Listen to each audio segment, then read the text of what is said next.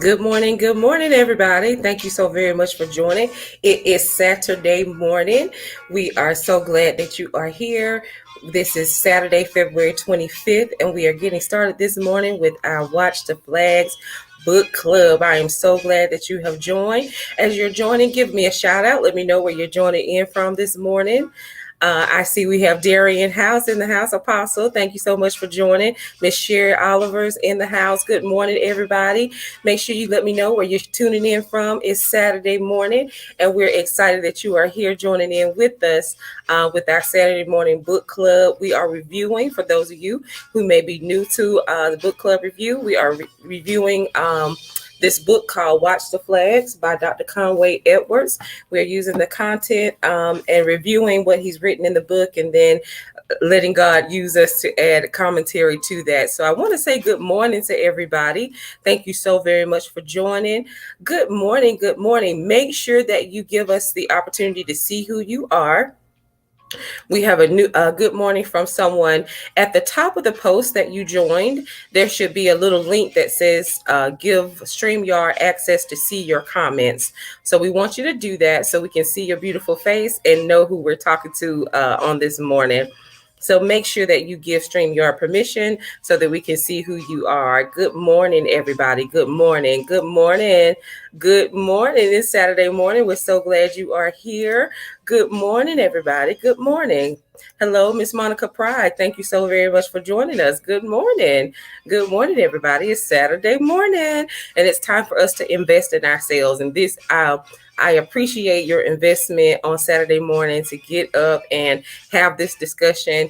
The content has been amazing. The testimonials that I'm getting back in reference to the things that people are learning and applying to their life is absolutely amazing. So I'm super, super excited that you all have joined us and are just as excited as I am to be a part of the book club. So we're giving everybody just a few minutes. Grab a cup of coffee, get you some tea, get you if you drink Pepsi or Coke or whatever it is, that's your morning drink of choice. Get that good old Starbucks in you. And we're going to get started in just a moment. We're giving everybody time to come on in. Make sure you hit the share button, invite some other people. This is also being aired on YouTube. You can go to the Queen Cassandra Haynes YouTube page, and it should be live on YouTube as well. Some people prefer to watch things on YouTube, so we are live on YouTube as well at this time, and you can comment from YouTube as well. So make sure you go over to YouTube and click subscribe and like on the YouTube channel. We'll be posting more content there as things continue to grow for us. So good morning, everybody. Good morning. Now, a couple of things we want to remind you of as we get started with the book club this morning. For those of you who may be new and may be joining us for the first time, we meet on Saturday mornings at 10 a.m. here on Facebook Live and also on YouTube. And we are reviewing various books, but this book is focused on dating, relationships, and all of that. This current series. Again, we want to remind you, no negativity or rude comments, or you'll be invited to the block party. We do have a block party going of people who are who have been invited to the block party. All right. I'm doing this simply because I want to help someone avoid some pitfalls in dating, some of the things that I've experienced that I would hope that you don't have to experience. So I am doing this just sheerly out of because I felt a leading from God to be able to do that and to talk about some of the realistic things that are going on out here in these dating streets. All right. So for those of you, we'll catch you up real quick. This is episode number 3. Episode number 1 was the introduction, and we simply just talked about dating pitfalls and the things that are how do we make better choices in dating. We talked about dating requiring knowledge, dating requires integrity, and we also talked about taking a look at our list of things that are must-haves and deciding what true things are deal breakers when it comes to dating, and making sure that those things are not superficial things, but that they are things that are truly things that you cannot tolerate as you are dating. All right. Again, last week we were on dating requires surrender, and we talked about characteristic flags, the things that you want to look at when you're looking at a potential for dating. What are the person's personal values and convictions?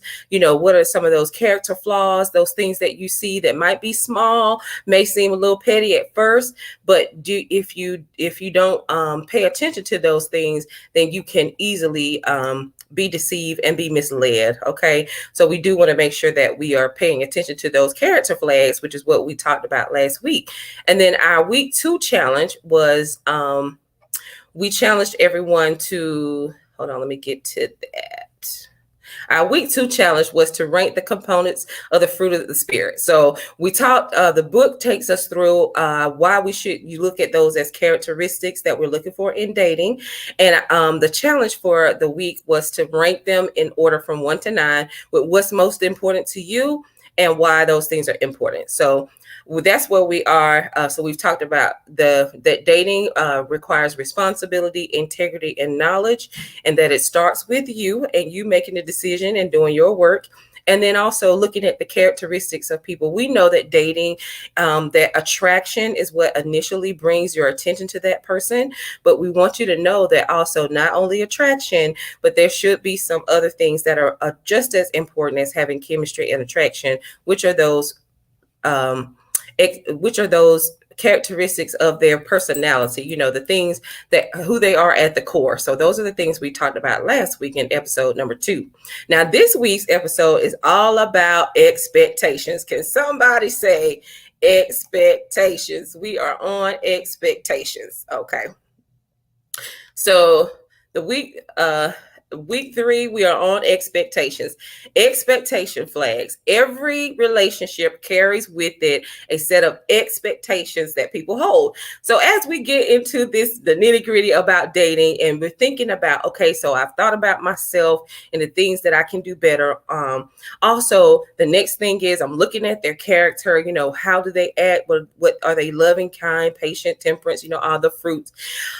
And the next thing is, what do I expect? So this week, that's what we're talking about, expectations. And this is going to be amazing as we get into this discussion. So when we talk about expectation, and he talks about in the book, one of the things the first thing you got to think about is, am I playing for keeps?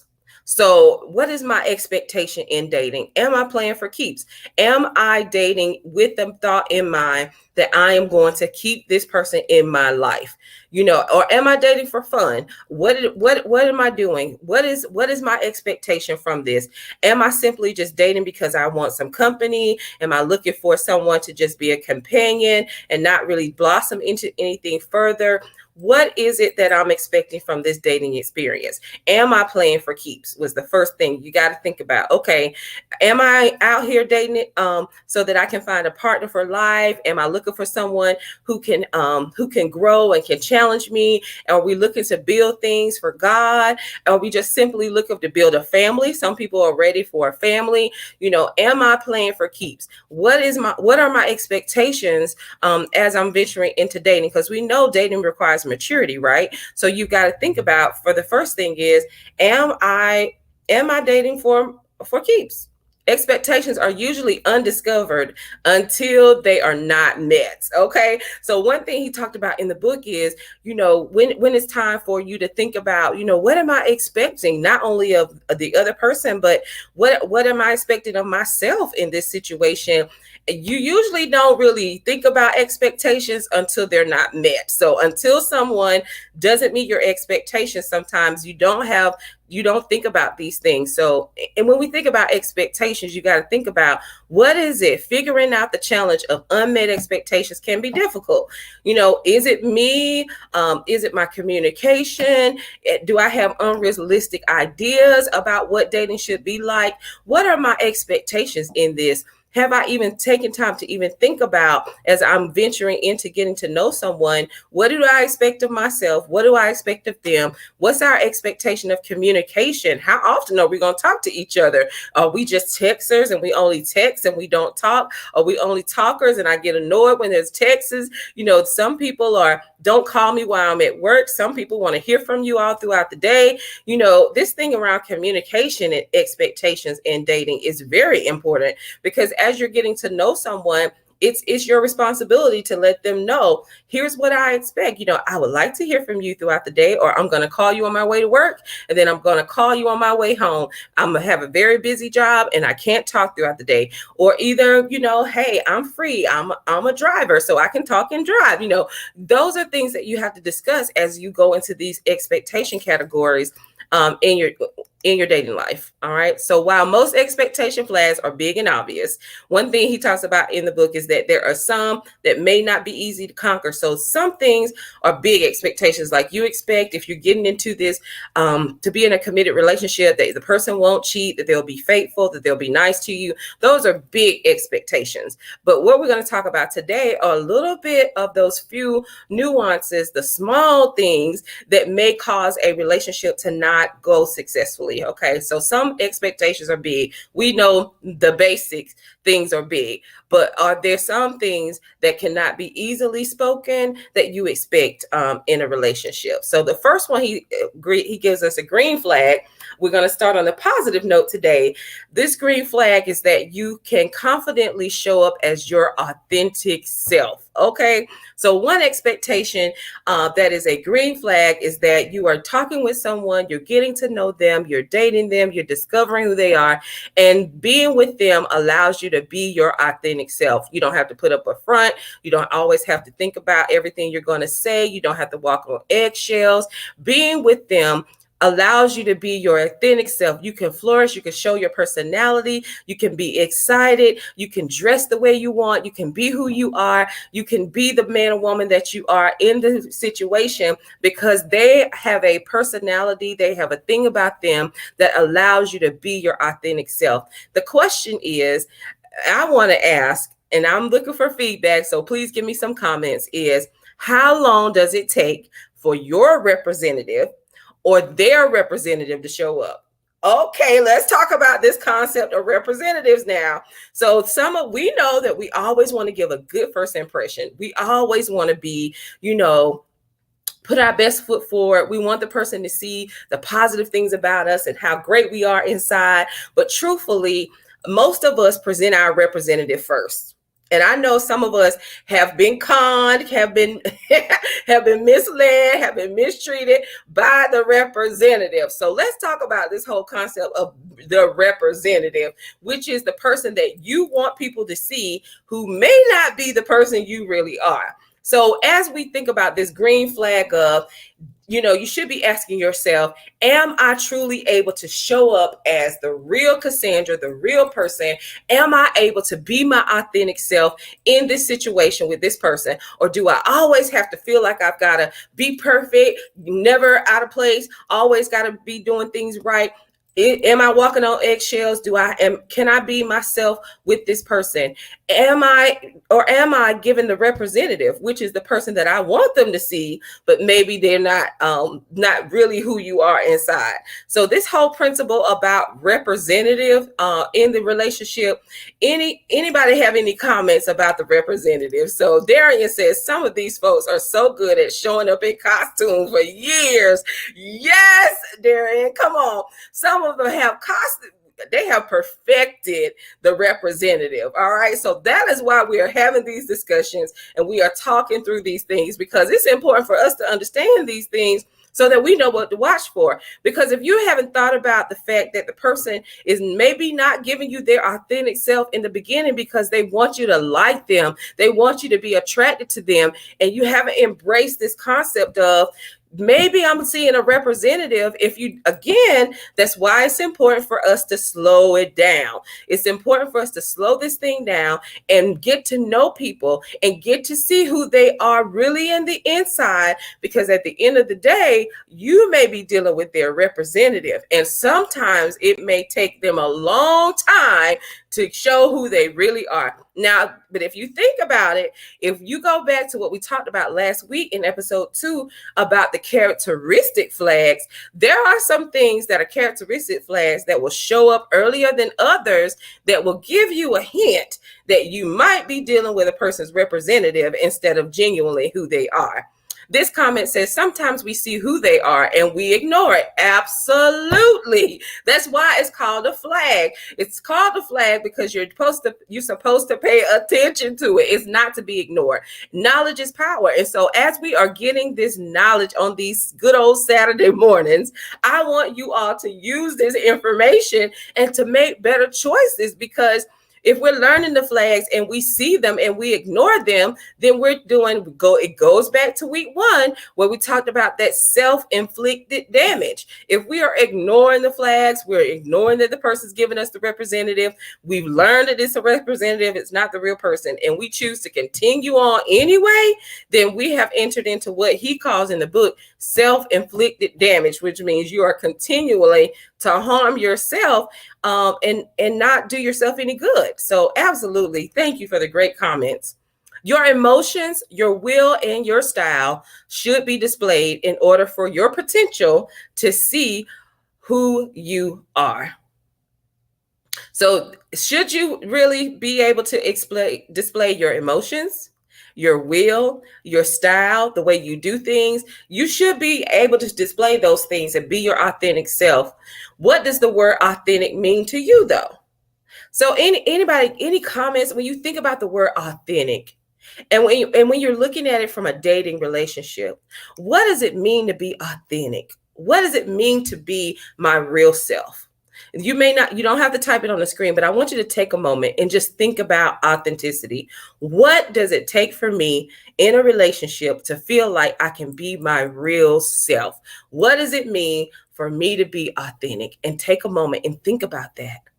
How am I showing up? Am I showing up being my real self, or have I perfected being who I think people want me to be? And am I able to be truly who I was created to be in this situation? What does being authentic mean? Does it mean that I am always sugarcoating things? Maybe I'm not quite saying that I see some things that bother me, but I'm choosing to overlook it and not do anything about it. What does being authentic in relationships truly mean? Become comfortable with who you are before you date someone. So as we think about this whole concept of being authentic and what being authentic really means, it's important that you understand that you've got to be comfortable with who you are first. And if you're not comfortable with who you are and you can't define what it means for you to be authentic, then you've got some work to do. You've got to discover again in yourself, who am I? What do I like? What do I want? And before you can impose expectations on other people, you've got to be able to know what you expect and what you want for yourself. Good morning, Shania. Hi. Thank you so much for joining us. Welcome. Thank you all for the comments. So as we go through this, the next thing we want to explore is that many people come into relationships with such low self-esteem that they will become willing participants who change themselves to fit the expectations of the other person. Again, we're talking about watching the flags, and this particular flag is talking about making sure that you can be your authentic self in the situation. Have you come into this relationship with self-esteem that is giving you are allowing yourself to become who they want you to be or who you think they want you to be? And that reflects, as he mentioned in the book, that you need to do some work with your self-esteem. Many people, it says, come into relationships with their self-esteem not intact. And what they do is they start participating in fixing themselves up to what they think the other person expects, instead of presenting, hey, this is the true, the real, authentic Cassandra. Here are the things that I believe. Here are the things that I am at my core. Here's my style. Here's my energy. Here's who I am. And allowing that person to enjoy and getting to know you and who you really are. Instead of doing it that way, a lot of us seem to drift into, starting to become who we think that person needs. You know, a lot of us listen to what people want, and then we try to become what they want instead of allowing them to get to know us as our true authentic self. Again, we're making ourselves into things that, you know, we want to be who that person wants instead of allowing them to get to know who we are. But the man have self-esteem issues to that, how they can manipulate you. Absolutely. So sometimes there is manipulation involved. People will say, you know, I want to, you know, I remember the best woman I ever dated. She did this, she did that. And sometimes people will take the opportunity to try to become that. So again, people will use that. Is why we are discovering in this game of dating why these principles are important, because truly people have so many different motives, good morning, and agendas around why they're dating. Why are they out there? And truth of the matter is, it starts with you, like we mentioned before, and you've got to be able to know who you are in this situation so that you don't try to become who you think the other person wants. It says, this does not mean that we can't learn from our person of interest. So you can learn, you can always grow, you can always be better, you can always improve, but we must not mutate into someone we think the other person would like better. And that's deep. So listen, it doesn't mean that you can't learn. It doesn't mean that you can't grow. You can't improve. Maybe the other person is better at budgeting. Maybe the other person is better at dressing. They have a better sense of style. That doesn't mean that you allow the person to change you and you mutate, which means you become someone completely different and abandon who you are inside. But you can learn, you can grow, you can become better. But at the same time, you never want to mutate into who you think the other person would like better, because at the end of the day, you're going to end up being miserable and unhappy. The principle is that mutation is artificial and awkward. It's a lot of work to become somebody else that you think the other person is going to like. If you try to like everything they like and do everything they do, then who are you? And there's nothing, your uniqueness ends up disappearing in that, because then there's nothing unique about you to appreciate, because you're everything that other person wants, everything that other person likes. Then where is your uniqueness? Where is your essence? Where is your fingerprint that God gave you? If every time you start dating somebody, you switch it up and you change and you want to be that person instead of allowing them to get to know you for who you truly are. Good morning. Good morning, everybody. Good morning.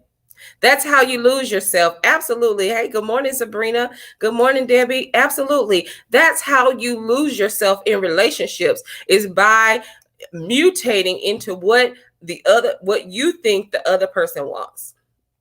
And so let's talk a little bit about a personal experience. So y'all know I am super transparent with my life on a lot of things. Some things I hold private, but of course the dating thing, God has me out here on this journey. So we're going to talk about it. So there was a person that I had met, a person of interest. Things were going well. Conversation was going well. And they, when we talk about expectations, it's important to know, you know, you've got to tell the person your expectations. Is the expectation that we video chat a lot, that you talk on the phone a lot? You know, what are the expectations around that? So I thought we had made that clear concerning our expectations, but I noticed that every time I talk to this person, they always want to click the video. They always want to see me face to face. I was comfortable with that, because not only that, I knew I wasn't getting catfish because I was able to see who I was talking to, right? And I got a chance to see them in different times of the day, things of that nature. So I became comfortable with video chatting with this person and being able to see them. However,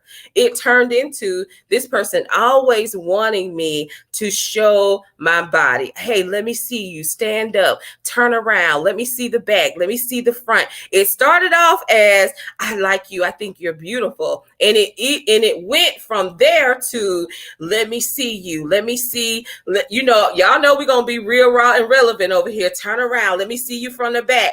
And I became uncomfortable with that, because I'm like, okay, I thought you were just admiring me and thinking that I was pretty, but at the end of the day, day, you really wanted to see me physically on the camera, and we're just getting to know each other. We haven't met in person or anything like that. It began to feel uncomfortable to me that this person really was using this as an opportunity to get their rocks off, right? So I always thought, okay, I'm gonna be camera ready because I know that this person is always gonna want to video chat me. So I started even at home trying to be cute, with my pajamas and all that kind of stuff, because at any moment this person's gonna video, I gotta be camera ready. And I moved from that to something about this isn't quite right. I don't think I like this. You always want to see me. You always want to see the boobs. You want to see the booty. You want to see, hey, turn this way. Let me see what you got on. And it went to a very uncomfortable situation, y'all. So I said, I don't like this. Again, expectations. I expect to be treated a certain way. I expect to be respected. And I could have taken this one of two ways, y'all.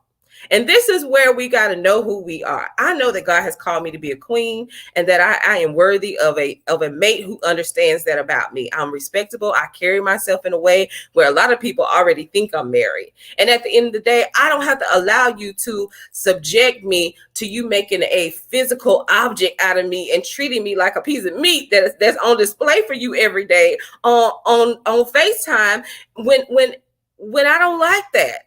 When I voiced my expectation that this doesn't make me feel good anymore. So I could have took it as some of us, oh my God, he always wants to see me. I'm his fantasy girl. I could have turned myself into a porn star if I wanted to. He would have been fine with it. But at the end of the day, I know who I am. I know who I'm comfortable with me. I'm comfortable with my body, but I do know that I deserve to be respected and treated as such. And it was not. And when I told the person how it was making me feel, their response to me was, sometimes you just got to do what you got to do. It was not right. Red flag. And I could have chose to say, well, it's not so bad, or either I could do what I did, which was invite them to the block party. So at the end of the day, you have to know what you're comfortable with. And if I was desperate, if I was lonely, if I was in that frame of mind where I just really wanted to be with somebody, I could have easily allowed myself to become the fantasy girl because I was flattered by the things that he was saying, and then allow myself to become uncomfortable and mutate into somebody that I'm not for the sake of what I think he wants. So this is a real life experience of what's happening out here in these dating streets to say, listen, you've got to be comfortable with who you are. You've got to understand and know who you are, be your authentic self, what makes you comfortable. And then you don't allow someone else to make you mutate into something that you're not. Because at that point, you have betrayed yourself. And not only have you betrayed yourself, you're giving them a representative or a person who is not authentically who you are. Good morning. I was me. No, it was not Darian. I promise you it was not Darian. Darian, you're a mess. I promise you, this gentleman, so he's over in the block party. Unfortunately, it didn't work out. Good morning, y'all. Good morning, ladies.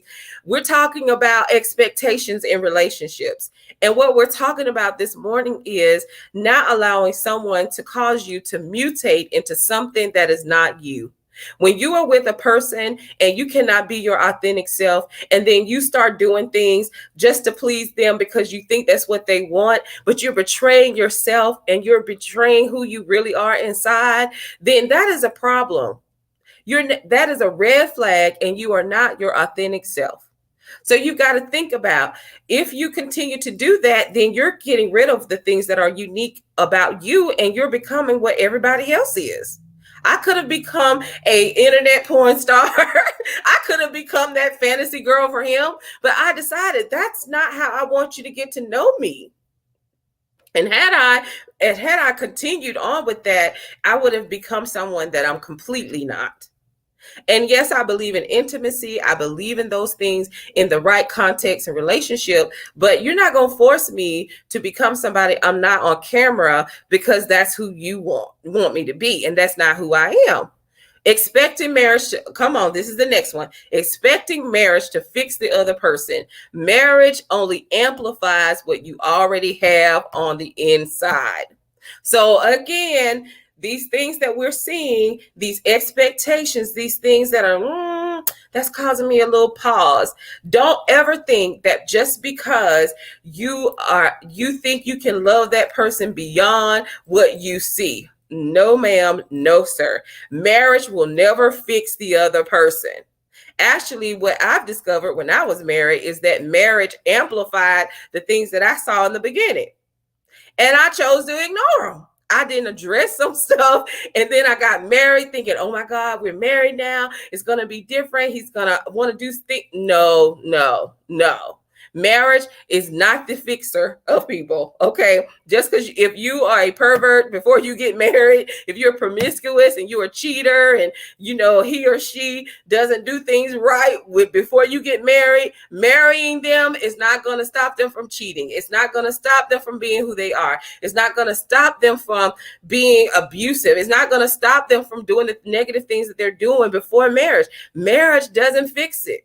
Actually, marriage typically amplifies what you already have going on inside. Men think they could treat all women the same. Just because that woman showed you her body doesn't mean I will. Debbie, yes, absolutely. Going back to that example, I'm sure that he had probably tried that with other people.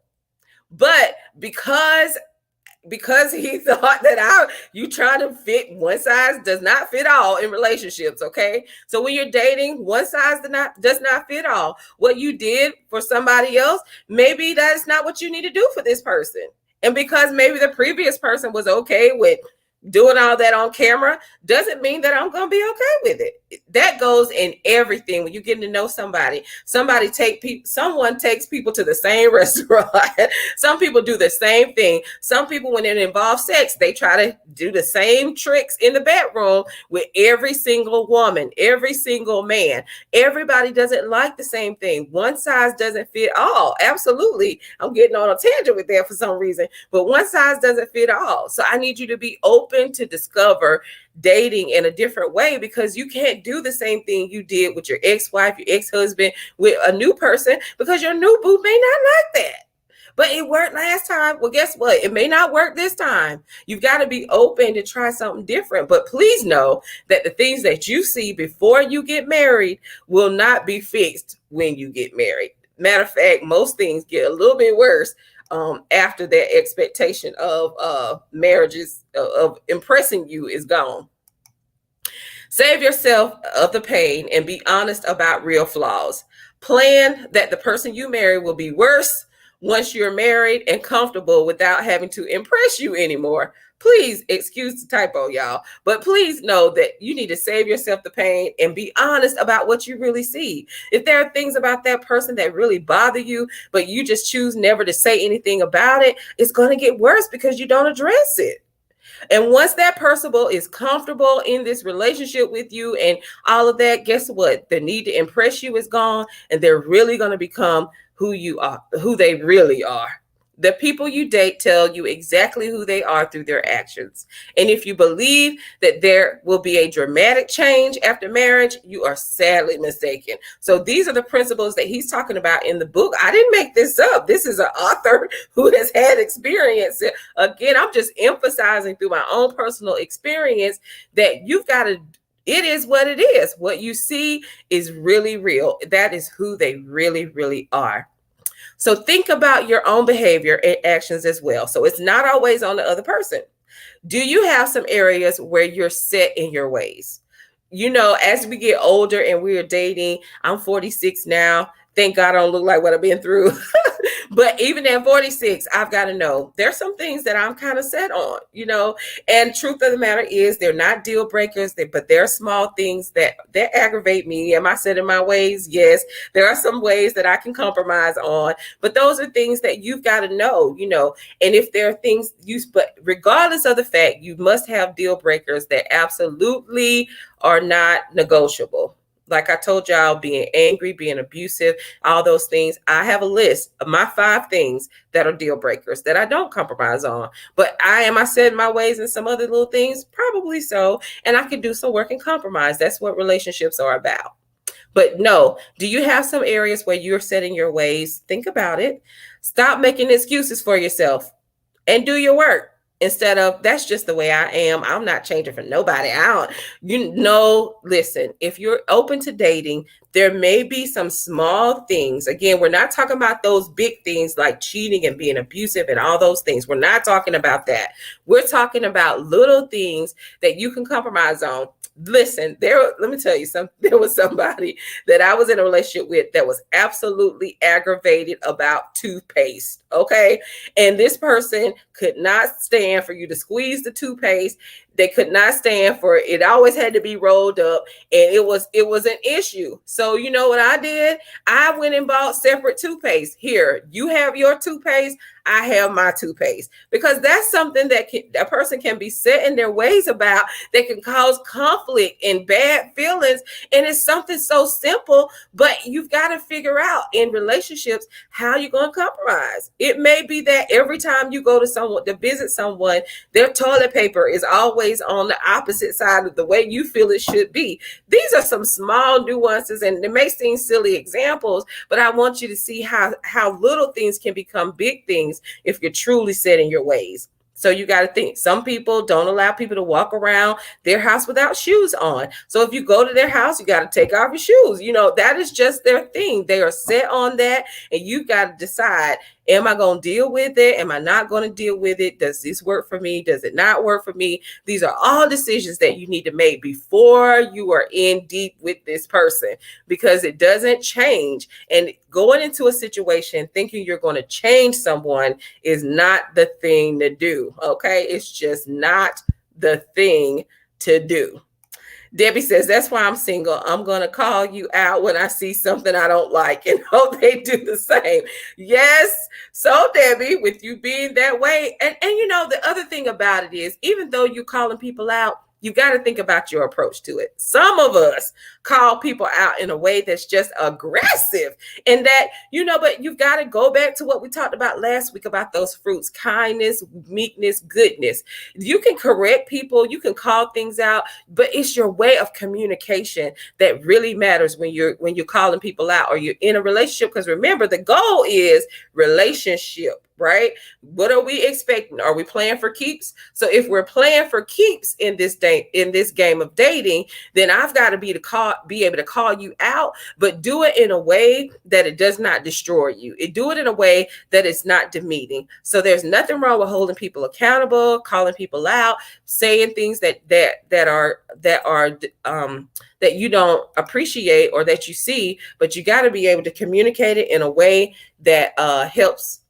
That's productive and not negative. Okay. So let's make sure we do that. Green flag in this area is that you both understand that marriage, if you're playing for keeps, again, remember, involves selflessness, not selfishness. Okay. So remember, you both have to understand in this situation that you both are in this to be selflessness and not selfishness. Okay. So if you can't put someone else's needs in front of your own, then stay single. Okay. Because as we're talking about this whole thing about the flash relationships, we're playing for keeps, should be the goal when you're truly dating. It should be to play for keeps. Eventually you want to land with someone that you can be with the rest of your time, right? So if you're truly in this to play for keeps and you have that understanding, then you've got to be able to understand that this is going to require you to be selfless instead of being selfish. And some of us, we talked about, are set in our ways. Some of us are happy when we can only think about ourselves. So if you are in that, that's perfectly fine. You need to stay single. If it's more important for you to think about all the things that you want first and you can never put anybody else first, then it's probably not your time to be in a relationship. It's not to say that you have to neglect yourself. You're going to always take good care of yourself as a person.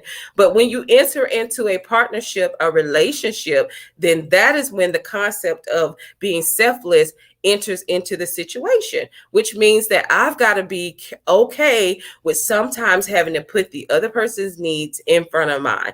And not necessarily, we're not talking about detrimental things like our health, making sure that we take care of our basic needs. We're talking about small things that will allow us to show the person that we love them, that we have the ability to put them first.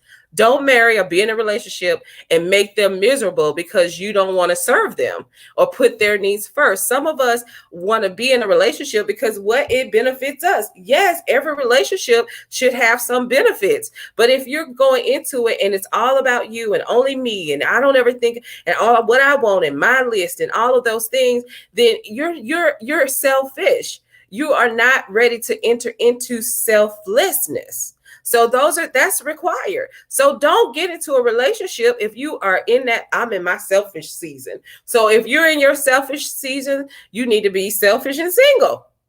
If you're in your selfish season, and it's okay to have that. When you're rebounding, when you've been in a relationship, you need to get yourself together. That's your selfish season. But don't be in your selfish season and then try to be in a relationship, because it's going to make the other person miserable because you don't have space, you don't have energy to serve them. That is what the whole principle of relationship is that we're going to compete with how much we can love each other. But if I don't have that capacity and I'm in my selfish season, then I'm going to make the other person miserable because I'm never ever able to put them first. All right. The next one says this must be on both parties. Selflessness practiced alone will be lonely and difficult to maintain. You're going to make the other person miserable. If both of you haven't embraced the concept of I'm going to be selfless in this relationship and how I choose to love you, because again, dating, getting to know people is a choice. So I am making the choice to enter in this relationship with you. I'm not doing it haphazard. I'm playing for keeps. I've done my research. I've looked at your character. It matches. And now the next phase of this is that we're deciding that we're going to enter into this relationship. Then guess what? I've got to be able to also now be selfless in my thought process when it comes to how I relate to the person that I've selected.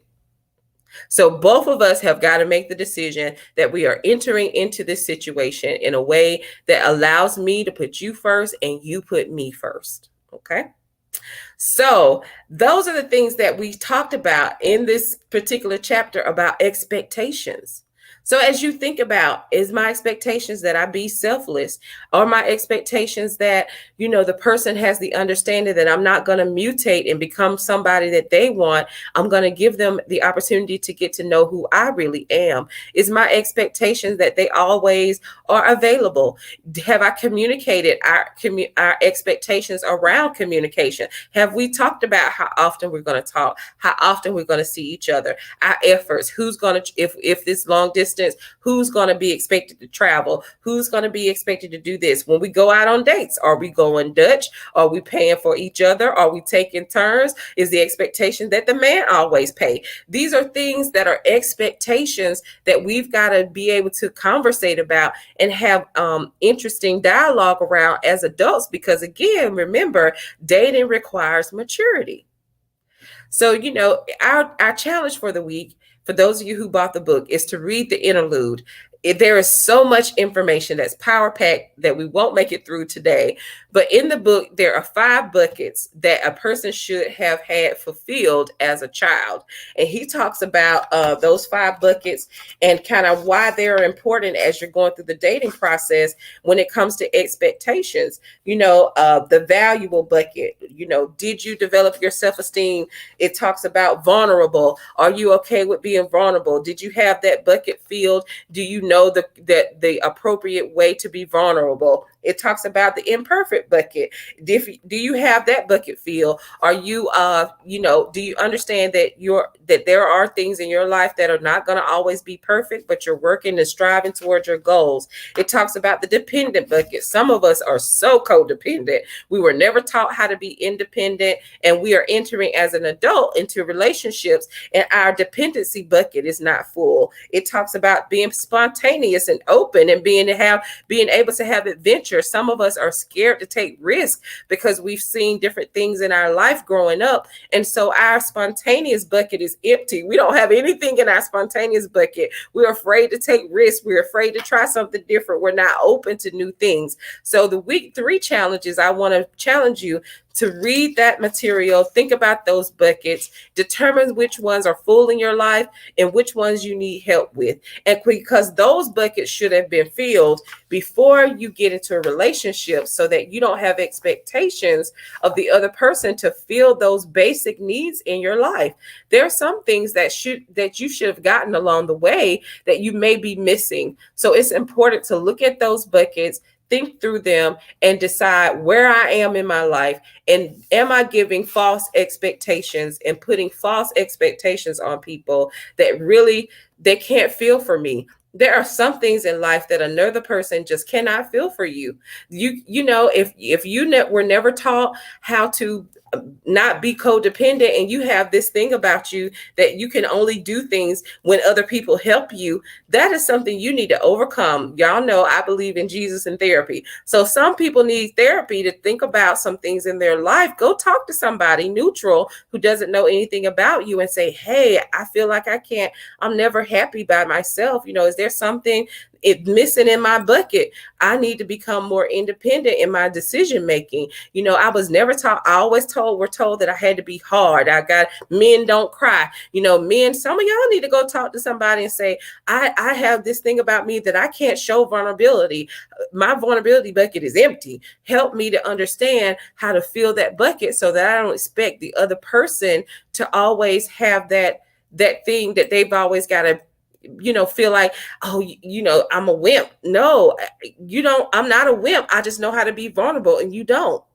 So you don't want to impose those things on the other person. If you have buckets that were not filled in your life, it's your responsibility to get those things in yourself fixed, not the other person, because the other person, that's too much weight to put on somebody else to expect them to fix the things that are wrong with you. So again, the challenge this week is to look at those 5 buckets that he talks about in the book and do some self-reflection, do some work to determine which buckets in your life were not filled as a child or growing up or through situations you've been through, and do your work so that the other person doesn't have to feel the weight of you not having your buckets full. And lastly, are there any questions about this? I know this one has been an interesting topic today about expectations, and I want us to really grab hold to this, because I think a lot of us enter into these situations with unspoken expectations. And then when we don't tell the person what we want because we don't know how to communicate what we want, we get disappointed when they don't meet what we expect, but you haven't done the work to communicate those things. So I want to encourage you to go back, re-listen to this one again. Think about your expectations in dating. What am I expecting? Are my expectations realistic? Or am I expecting the person to feel some things in me that I need to feel myself first? Because truth of the matter is, marriage doesn't fix anybody. Relationship doesn't fix anybody. You have to fix yourself. You and Jesus, your relationship with the Lord, have to fix you. It is not anyone else's responsibility to fix the flaws in your life. It is your responsibility to do your work and enter into this relationship with an understanding of what we both expect. And one of them is communication. What do we expect around communication? How are we going to run this relationship? Because this is for keeps. So you got to decide, are you playing for keeps? And if you are, it's worth the investment to do your work, to do your research, to work on yourself so that you can give that person your true, authentic self without them carrying the weight of trying to help fix the inadequacies in your life. Some of us have not healed. We have not done our work, and we go on to the next relationship and expect that person to carry the weight of what's left behind from the previous situation. And that's not fair to the other person coming into this. They didn't do it. They weren't a part of that previous relationship. So do your work so that you can present that person with your best self when you come into the situation, your authentic self, who you are, and allow them to appreciate those things about you without mutating into who you think that person wants. So that is our broadcast for this week. We are on, this is all about expectations. I hope that it's been a blessing to you. I hope that it has been enlightening to you. Thank you for those of you who had comments this week. I really appreciate it. Again, these are always being posted to YouTube. If you haven't, I ask that you please go to the Queen Cassandra Haynes YouTube channel, hit the subscribe button so you can always have access to this content when you're not, even when you're not on Facebook. We do Queen Bling, which is my entrepreneur avenue, where we sell jewelry and accessories on Thursday nights at 8 p.m. here on Facebook Live as well. You can follow me on Instagram. And for those of you who have mentioned, hey, if I want to sow a seed or support what you're doing, how do I do that? You'll see there that we have a Queen Bling Cassandra Cash App if you ever decide that you want to support or send a seed for the work that I'm doing for this particular series. So again, thank you to everybody for joining. I pray that you have an amazing day today. I ask that you take some time and think about the things that we've talked about today. Look at your buckets, think about your work, and I know that it will all work out for your good. It takes time and investment. Just like if you're building a house, you don't just go buy a house and you don't look at the details.